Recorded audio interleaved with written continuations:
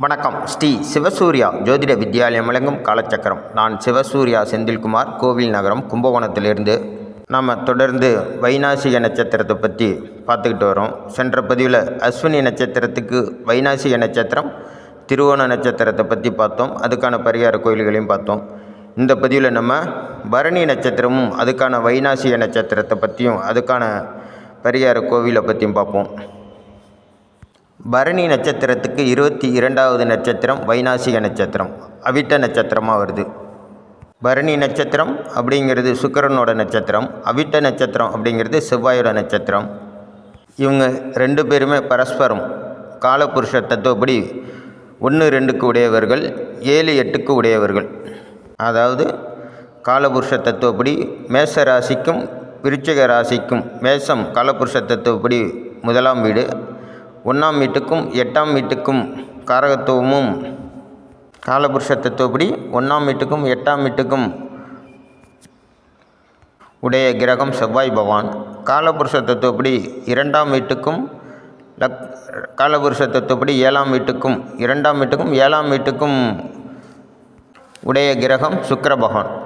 அப்போது சுக்கிர பகவான் நட்சத்திரத்துக்கு பரணி நட்சத்திரத்துக்கு 22வது நட்சத்திரமாக வரக்கூடிய வைநாசிக நட்சத்திரம்னு சொல்லக்கூடிய அவிட்ட நட்சத்திரம் செவ்வாய் பகவான் வருது. அப்போது இந்த அவிட்ட நட்சத்திரத்திலேருந்து என்னங்கன்னா 7வது நட்சத்திரம் பரணி நட்சத்திரம். அவிட்ட நட்சத்திரத்திலேருந்து என்ன 7வது நட்சத்திரமாக வரக்கூடிய அந்த பரணி நட்சத்திரம் வதை நட்சத்திரம் அவிட்ட நட்சத்திரத்துக்கு. இந்த அமைப்பில் திருமண பந்தம் பார்க்கும்போது பொதுவாக எந்த ஜோதிடரும் சேர்க்க மாட்டாங்க பொருத்தம் பார்க்கும்போது. அப்படி மீறி கணவன் மனைவி பொருத்தம் பார்க்காமல் இதில் இணைஞ்சிருந்தால் கண்டிப்பாக பிரிவினையும் பக்க விளைவுகளையும் பெரும் பிரச்சனைகளையும் வம்பு வழக்கு துன்பம் துயரம் போன்ற தொந்தரவுகளையும் ஏற்படுத்திக்கிட்டே இருக்கும். இந்த மாதிரி கணவன் மனைவியாக அமைஞ்சிட்டா பெரும்பாலும் ஜோதிடர்கள் யாரும் இணைக்க மாட்டாங்க. அப்படி இணைஞ்சிட்டா இந்த மாதிரி நடக்கும். சரி, அதுக்கான தீர்வு என்ன அப்படின்றதையும் பார்ப்போம். வைநாசிக நட்சத்திரம் அப்படின்னாலே உடலையும் மனதையும் வதைப்பது. இந்த பரணி நட்சத்திரத்தில் ஒரு ஜாதகர் பிறந்துட்டா, ஆனானாலும் பெண்ணாக இருந்தாலும் ஆணாக இருந்தாலும் ஒரு ஜாதகர் உதயமாயிட்டார்னா, அந்த குடும்பத்தில் யாராச்சும் அவிட்ட நட்சத்திரத்தில் இருந்தால், தாத்தாவாக இருக்கலாம், இல்லை பாட்டிக்காக இருக்கலாம், அல்லது ஜாதகரோட அம்மாவுக்கு இருக்கலாம், அப்பாவுக்கு இருக்கலாம், ஜாதகரோட உடன் பிறந்தவராக இருந்தால் மிகப்பெரிய துன்பத்தை ஏற்படுத்தும் ஜாதகருக்கும் ஜாதகரோட உடன் பிறந்தவருக்கும். அண்ணன் தம்பி இல்லை கூட பிறந்த உடன்பிறப்பு இருந்துச்சுன்னா, அவிட்ட நட்சத்திரத்தில் யாராச்சும் ஒரு உடன்பிறப்பு இருந்தால் கண்டிப்பாக தினம் போராட்டமாக இருக்கும். அண்ணன் தம்பி அக்கா தங்கச்சிங்கக்குள்ளே ரொம்ப சண்டை சச்சரவு, அவங்கக்குள்ளே வளர கோர்ட்டு கேஸு பிரிவினை பயங்கரமாக இருக்கும். இதையெல்லாம் நீங்கள் பிறப்பு ஜாதகத்திலே பார்த்து சரி பண்ணிக்கணும் பரிகாரம் மூலியமாக. நீங்கள் போன ஜென்மத்தில் யாருக்காச்சும் துரோகமோ நம்பிக்கை துரோகமோ பண்ணியிருந்தீங்க அப்படின்னா, உங்களுக்கு உங்கள் குடும்பத்தில் உங்கள் குழந்தை கண்டிப்பாக உங்களுடைய வைநாசிக நட்சத்திரத்தில் ராசியிலையும் பிறக்கலாம் அல்லது லக்கணத்திலையும் பிறக்கலாம். அதாவது அவிட்ட நட்சத்திரத்தில் சந்திரன் நிற்கலாம் உங்கள் குழந்தைங்களுக்கு. அப்படி இல்லைன்னா அவிட்ட நட்சத்திரத்தில் லக்கணப்புள்ளி உதயமாக இருக்கலாம். லக்கணம் அவிட்ட நட்சத்திரமாக இருக்கும். உங்களுக்கு அந்த குழந்தை அவிட்ட நட்சத்திரம் லக்கணமாக பிறந்திருந்தால் பெரும் பாதிப்பை அந்த குழந்தை உங்களுக்கு ஏற்படுத்த போதுன்னு விஷயம். சந்திரன் அதில் பயணம் பண்ணும்போது அந்த குழந்தை பிறந்திருந்துன்னா, அவிட்ட நட்சத்திரத்தில் ஒரு குழந்தை உங்களுக்கு பிறந்திருந்தால் ஓரளவு நீங்கள் பரிகாரம் மூலிமா அதை சரி பண்ணிக்கலாம். ஏன் அப்படின்னா, உங்களை வதைக்கக்கூடிய, அதாவது உங்களை சித்திரை வதை செய்யக்கூடிய நபர் தான் உங்கள் குடும்பத்தில் அவிட்ட நட்சத்திரத்தில் பிறக்க போகிறார் அப்படிங்கிறது விஷயம். அதே போல் உங்களோட பிறப்பு ஜாதகத்தில் அவிட்ட நட்சத்திரத்தில் செவ்வாய் நின்றுட்டா மிகப்பெரிய மோசமான பலன்களை கொடுக்கும்.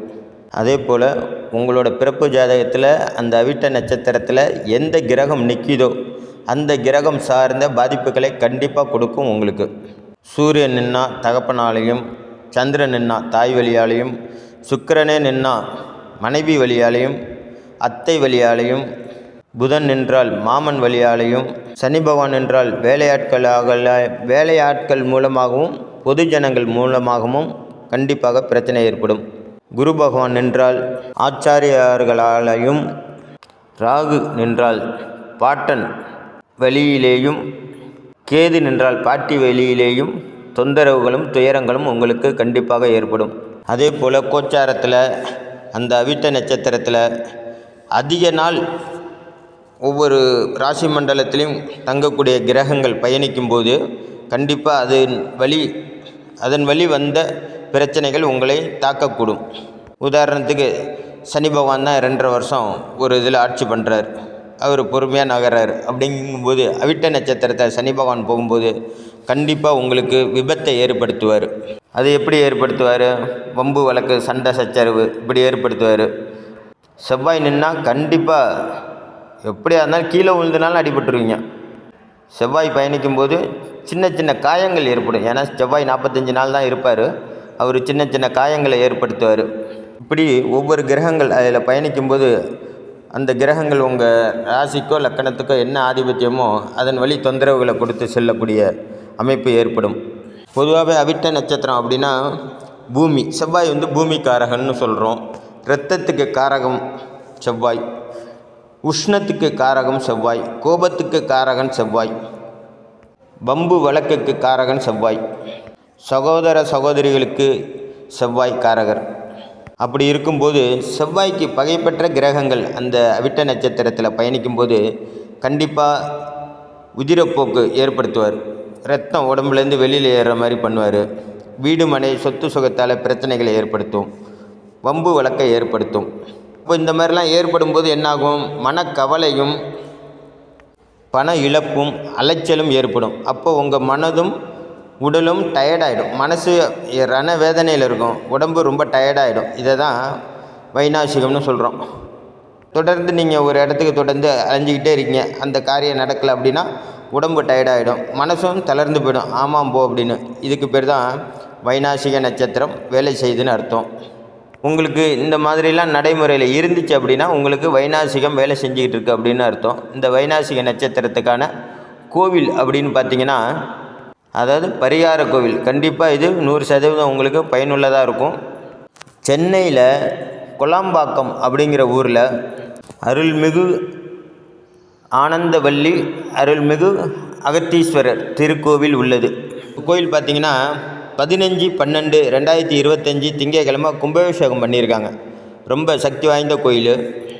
அவிட்ட நட்சத்திரத்தில் இந்த அவிட்ட நட்சத்திரம் யாருக்கெல்லாம் வைநாசிகமாக வருதோ, அதாவது பரணியில் பிறந்திருந்தால் கண்டிப்பாக அவிட்டம் வைநாசிகம். அதனால் அந்த வைநாசிக நட்சத்திரத்துக்கான கோவில் இது, பரிகார கோவில். சென்னையில் இருக்கிறவங்க உங்களுக்கு பக்கம், அதனால் நீங்கள் பரணி நட்சத்திரத்தை அன்னைக்கு ஒரு முறையும் அவிட்ட நட்சத்திரத்தை அன்னைக்கு ஒரு முறையும் போயிட்டு வர்றது சாலச் சிறந்தது. வெளியூரில் இருக்கிறவங்க அவிட்ட நட்சத்திரத்தை அன்னைக்கு போயிட்டு செவ்வரளி மாலை தான் போடணும். ஏன்னா செவ்வாய் பகவானுக்கு செவ்வரளி மாலை தான் பிடிக்கும். செவ்வாய் சிவனின் பிள்ளையாக கருதப்படுது. அதாவது முருகப்பெருமானை தான் நம்ம செவ்வாய் கிரகமாக நம்ம கொண்டாடுறோம். முருகனுடைய கோபம் உங்களுக்கு தெரியும், அவருடைய வீரம், தீரம், பராக்கிரமம் எல்லாமே உங்களுக்கு தெரியும். ஆகையினால செவ்வரளி மாலை சிவபெருமானுக்கும் அம்பாளுக்கும் 2 மாலை கட்டி போட்டு சுக்கிரனின் நட்சத்திரமான பரணி அப்படின்னா தரணி ஆளும்னு ஒரு பழமொழியே உண்டு. இந்த நீங்கள் பரிகாரத்தை பண்ணிட்டீங்கன்னா கண்டிப்பாக உங்களுக்கு தரணி ஆள்றீங்களோ இல்லையோ ஊர் மிச்சம் நீங்கள் வாழலாம். சுக்கிர திசை 20, அதனால் 20 விளக்கு, புது மண் அகல் விளக்கு வாங்கிக்கோங்க. அவிட்ட நட்சத்திரத்தோட அதிபதி செவ்வாய், அதனுடைய எண்ணிக்கை 7, அதுக்கு ஒரு 7 விளக்கு வாங்கிங்க. அப்போ 27 மண் விளக்கு வாங்கிக்கிறீங்க. மண் அகல் விளக்கு வாங்கிக்கோங்க. சுத்தமான நெய் வாங்கிக்கோங்க. 7 அகலில் மஞ்சள் திரிநூல் போடுங்க. 20 விளக்கில் பஞ்சு திரிநூல் போடுங்க. போட்டு தீபம் ஏற்றுங்க. நீங்கள் போகிற டயத்தை பொறுத்து 27 பாக்ஸில் சாயந்தரமாக போனீங்கன்னா டிஃபன் மாதிரி வாங்கிக்கோங்க. மத்தியானம் போனீங்கன்னா லெமன் சாதமாக வாங்கிக்கோங்க. காலையில் போனால் அதுக்கு தகுந்த மாதிரி ஒரு டிஃபனாக வாங்கிக்கோங்க. 27 பேருக்கு டிஃபனும் வாட்டர் பாட்டிலும் கொடுங்க. இது நீங்கள் விளக்கு போட்டுட்டு கோயிலை விட்டு வெளில வரும்போது அவங்களுக்கு கொடுக்கணும். அதே போல் அன்றைக்கி துவரம்பருப்பால் ஆன சுண்டல் தானம் பண்ணுங்க. கோவிலை 11 முறை வலம் வாங்க. ஏன்னா 11 முறை அப்படிங்கிறது வெற்றியை உறுதி செய்யக்கூடிய நம்பர். பொதுவாக ஜாதகத்திலே பார்த்தீங்கன்னா லாபஸ்தானம்னு ஒன்று சொல்லுவாங்க. 11ஆம் வீட்டை லாபஸ்தானம்னு சொல்லுவாங்க. அதுக்கு தான் 11 சுற்று சுற்றுறது. 11 சுற்று சுற்றினா உங்களுக்கு லாபம் உண்டு. நீங்கள் போகிற காரியத்துக்கு வெற்றி உண்டு அப்படிங்கிறத உறுதிப்படுத்துறதுக்கு தான் இந்த 11 சுற்று சுற்ற சொல்கிறது. அதே போல் கோவிலில் நீங்கள் ஒரு 2.25 மணி நேரம்னாலும் இருக்கணும். அப்போ தான் உங்களுக்கு உங்கள் உடம்புல அந்த கோவிலில் உள்ள வைப்ரேஷன் ஏறும், உங்கள் உடம்புல உள்ள கெட்ட வைப்ரேஷன் வெளியில் போகும். இந்த 2.25 மணி நேரம் என்ன அப்படின்னு பார்த்தீங்கன்னா, ஒரு ராசி மண்டலத்தில் சூரிய பகவானோட லக்கணம் எப்படி 2.25 மணி நேரத்துக்கு ஒரு லக்கணம் மாறுதோ அதை கணக்கு பண்ணி தான் உங்களை இந்த 2.25 மணி நேரத்துக்கு கோயிலில் தங்க சொல்கிறது. ராசி அப்படிங்கிறது 2.25 நாளைக்கு ஒரு முறை ராசி மாறும். லக்கணம் அப்படிங்கிறது 2.25 மணி நேரத்துக்கு ஒரு வாட்டி லக்கணம் மாறும். அதனால தான் குறைச்சலாக 2.25 மணி நேரம்னாலும் நீங்கள் கோயிலில் இருக்கணும் அப்படிங்கிறது. அதே போல் கோயிலை விட்டு வெளில வரும்போது குருக்களுக்கு 1/2 கிலோ துவரை தானமும் 100 நெய்யும் தானமாக கொடுத்துட்டு வாங்க கோயில் குருக்கள்கிட்ட. அவர்கிட்ட ஆசீர்வாதம் வாங்கிக்கோங்க. முடிச்சுட்டு வீட்டுக்கு கிளம்பும்போது விநாயகருக்கு ஒரு செதர் தேங்காய், தலையை 3 சுற்றி விநாயகருக்கு ஒரு செதர் தேங்காய் உடைங்க. இந்த வைநாசிக தோஷம் இன்றோடு என்னை விட்டு போகணும் அப்படின்னு வேண்டி படார்னு உடைச்சி திருச்சி விடுற மாதிரி உடைச்சிருங்க தேங்காயை. இதுக்கு பிறகு வந்து பாருங்கள், கண்டிப்பாக உங்களுக்கு இந்த வைநாசிகத்தால் ஏற்படும் தோஷங்கள் கண்டிப்பாக முழுமையாக அடையுதோ இல்லையா, ஆனால் குறையுங்க. தலைக்கு வந்தது தலைப்பாகவே போகும்னு சொல்லுவாங்கள்ல, அந்த மாதிரி உங்களுக்கு எவ்வளோ பெரிய பிரச்சனை வர மாதிரி இருந்தாலும் அது அப்படியே காற்றுல கரைஞ்சி போயிடும். செஞ்சு பாருங்கள், பலன் பெறுங்க. நீங்கள் இது வரைக்கும் நம்ம சேனலை சப்ஸ்கிரைப் பண்ணாமல் பார்த்தீங்கன்னா தயவுசெய்து சப்ஸ்கிரைப் பண்ணி பாருங்கள். அது என்னோடய சேனலை சப்போர்ட் பண்ணுற மாதிரி இருக்கும். இந்த பதிவு உங்களுக்கு பிடிச்சிருந்துன்னா மற்றவங்களுக்கு ஷேர் பண்ணுங்கள். நன்றி, வணக்கம். நல்லதே நடக்கும். வாழ்க வளமுடன். அடுத்த பதிவில் நம்ம கார்த்திகை நட்சத்திரமும் அதற்கான வைநாசிக நட்சத்திரத்தையும் பார்ப்போம்.